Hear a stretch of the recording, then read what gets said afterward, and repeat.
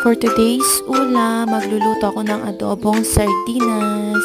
Masarap to. Nag-prepare na ako ng bawang at saka sibuyas. Nagpainit lang ako ng mantika. Ayan.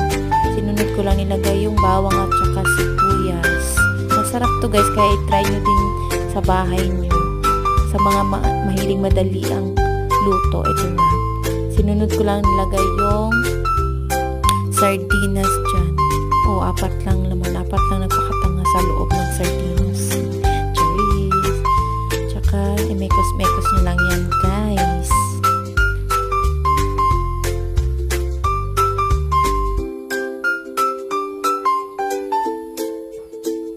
Naglagay pala ako ng konting tubig dyan.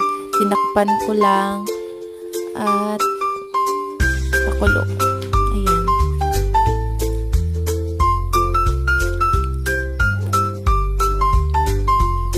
Naglagay lang din ako dyan ng sarili ko ay yung toyo at saka suka, hindi yan mawawala sa adobo natin, diba? Tansya-tansya lang yan guys, wala na yan sukat-sukat. Nilagyan ko na rin yan ng magic sarap na masarap na pampasarap para maging mas masarap.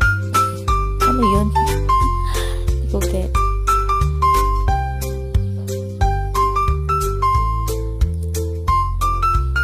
Mekos ko lang yan guys.